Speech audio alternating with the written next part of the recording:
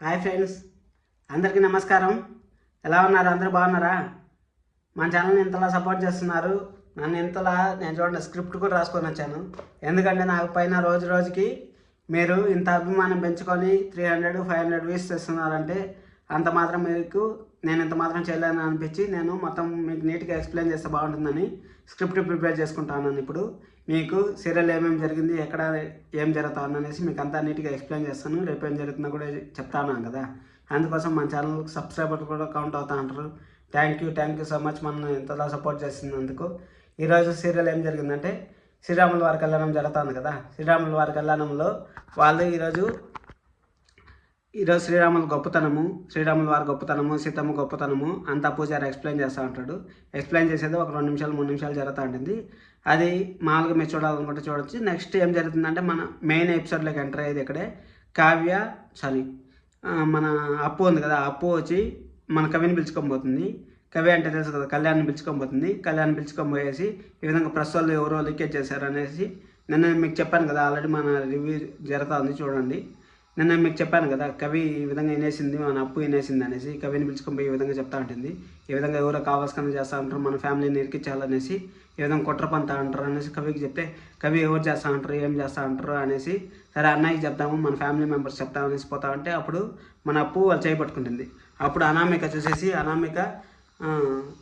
అప్పు ఏం చేస్తా ఉండవు అనేసి గట్టిగా అరిస్తుంది. అరిసే కొందికి నేనేమో అనుకున్నాను ఏం జరుగుతుందబ్బా అనేసి అనుకుంటే, నువ్వు గుడని చెడవు బడని చెడవు నా మొగుడిని మళ్ళీ వేసుకోవాలని చూస్తున్నావు కదా అనేసి అప్పునంటే అప్పుకి పిచ్చ కోపం వస్తుంది. అప్పుడు కళ్యాణ్, నువ్వు ఎందుకు ఈ విధంగా చేస్తున్నావు, అసలు మేము మాట్లాడుకునేది వేరు, నువ్వు మాట్లాడుకునేది వేరు, నువ్వు అనుకునేది వేరు అనేసి కళ్యాణ్ ఎంత నచ్చ చెప్పినా అసలు అనామిక అయింది.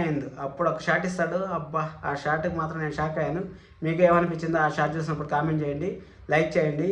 ఎందుకంటే నేను చెప్తాను మన ఛానల్ 500 వ్యూస్ వరకు పోతా ఉంది. మళ్ళీ సబ్స్క్రైబర్లు కూడా కౌంట్ అవుతా ఉంటారు. నన్ను ఇంతలో సపోర్ట్ చేస్తున్నారు కాబట్టి నేను ఈ విధంగా స్క్రిప్ట్ రాసుకోవాల్సి వస్తుంది.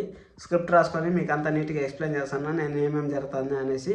మన ఛానల్ని నాకు రోజు రోజుకి మా బాధ్యతను ఎక్కువ చేస్తున్నందుకు నేను ఈ విధంగా చేస్తున్నాను.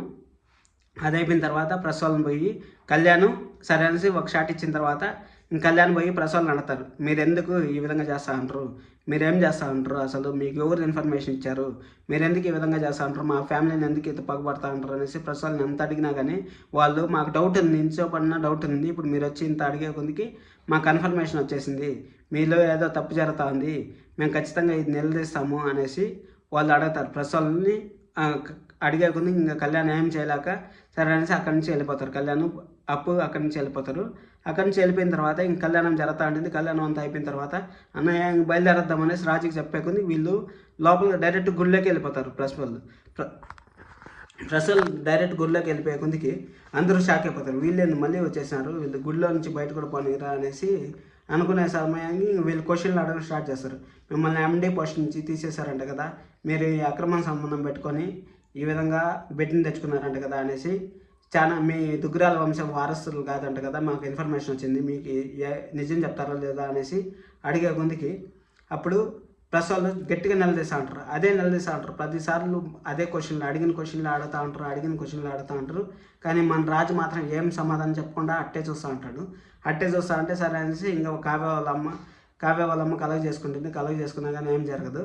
అప్పుడు వీళ్ళు ఉన్నారు కదా, ఎవరు చెప్పు, మన బ్యాచ్ ఉంది కదా, మన బ్యాచ్ ఏ బ్యాచ్ అనుకుంటా ఉంటారు, మన రాహుల్ వాళ్ళ అమ్మ రుద్రాంగి గారు ఉన్నారు కదా, ఇంకా స్టార్ట్ చేశారబ్బా, ఎవరు మీరు అమ్మాయి వేరే అమ్మాయి అక్రమ సంబంధం అంటూ ఉంటారు కదా, ఫస్ట్ వాళ్ళని పిలుచుకోరండి, వాళ్ళని పిలుచుకొచ్చిన తర్వాత మాట్లాడదాము అనేసి అనే కొందికి అంతలోపల కావ్య వాళ్ళ అమ్మ కలెక్ట్ చేసుకొని ఎవరు మీకు ఇన్ఫర్మేషన్ ఇచ్చింది, ఎవరు మీకు ఈ విధంగా చేసింది అనేసి వాళ్ళ అమ్మ ప్రెస్ వాళ్ళని నిలదీసేకుంది. మాకు ఇన్ఫర్మేషన్ వచ్చింది, ఏం చేద్దాం అనుకుంటా ఏమని అడిగితే రాహుల్ వాళ్ళ అమ్మ అడుగుతుంది, ఏం చేద్దాం అనుకుంటా ఏమనుకుంటున్నా అడిగితే, అమ్మ నా బూతులు తిరుగుతుంది, నేను మాట్లాడలేను ఆ బూతులో, అన్ని బూతులు తిరుగుతుంది, మీరు అది చూసినప్పుడు పాపం వాళ్ళ ముఖాలు చూడాలి, అసలు చూడబోద్దే వాళ్ళ పాపం వాళ్ళ ముఖం ఆడబెట్టుకోవాలి తెలియకుండా అంత పరిస్థితికి వచ్చేసింది.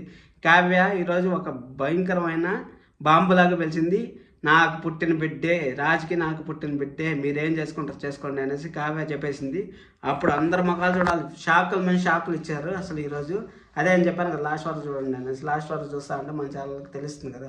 షాకులు కావ్య ఇచ్చే కొందికి మళ్ళీ అపర్ణ గారిని మీరు చెప్పండి అపర్ణ గారు, మీరు చెప్పితే మేము నిజం అనేసి నమ్ముతాము, మేము వెళ్ళిపోతాము అనేసి చెప్తారు. అప్పుడు కూడా రుద్రాంగ గారు కలెక్ట్ చేసుకొని మా యొక్క నిజమే చెప్తుంది, మా యొక్క అబద్ధం చెప్పదు, మా యొక్క ఇప్పుడు వరకు ఎప్పుడు కానీ అబద్ధం చెప్పలేదు అనేసి అంటుంది. ఇంకేం చెప్పాలి, ప్రెస్ వాళ్ళు ప్రతిసార్లు అడుగుతా ఉంటే ఇంకా నా వారసుడే, దుగ్గురాల వంశ వారసుడే, నా మనవడే అనేసి ఇంకా రాజు వాళ్ళ అమ్మ కూడా చెప్పేస్తుంది. ఇంకేం చేస్తుంది చెప్పండి, ఇంకా తప్పదు కదా, ఇంకా ఆ ప్రెస్ వాళ్ళు ఉన్నారు, గుడికి పోనంటే పిలుచుకొచ్చారు, ఇంకేం చేయాలి చెప్పండి, ఇంకేదో ఒకటి చేయాలి కాబట్టి అది చెప్తుంది. నేను ఇప్పుడు ఏదైతే చెప్పానో ఇంకా ఇంట్లో వచ్చేసినారు, రాముల వారికన్నాను ఆడికి అయిపోయింది. ఇంట్లోకి వచ్చినారు, ఇంట్లోకి వచ్చిన తర్వాత నేను రానని చెప్పాను, ఇదంతా జరుగుతుందని నేను గుడికి రానని చెప్పాను, నా పెద్దరికం వల్ల నేను రావాల్సి వచ్చింది అనేసి అవంతా మాట్లాడేసి ఇంకా ఆటి నుంచి అయిపోతుంది. ఇంకా వారం టైం ఇచ్చింది కదా రాజుకి వారం టైం ఇచ్చింది. ఇంకా వారం లోపల నువ్వు ఇంకా 2 రోజులు ఉంది, 2 రోజుల లోపల నువ్వు చెప్పకపోతే నువ్వు ఇంట్లో నుంచి వెళ్ళిపోవాలి, నువ్వు ఏదో ఒక నిజం చెప్పకపోతే ఒకవేళ నాకు ఎవరిన అడ్డుగానే పడినారంటే నా శవాన్ని చూడాల్సి వస్తుంది అనేసి అంటుంది. ఇంకా రేపంతా ఈ డిస్కషన్ జరుగుతుంది. రాజు వాళ్ళ అమ్మాయి ఇంకేం మాట్లాడుకుంటారో ఏం జరుగుతుందో చూడాలి. ఇప్పుడు రాజు వాళ్ళ నాన్నని 4 సార్లు 5 సార్లు ఫోకస్ చేస్తారంటే ఏదో మిస్టేక్ ఉండేట్టుంది. మన ఛానల్ చూస్తా ఉండండి, నేను ఏదైనా ఇన్ఫర్మేషన్ వస్తే ఇమ్మీడియట్గా చెప్తాను. మన ఛానల్ని సపోర్ట్ చేయండి. Thank you, please subscribe.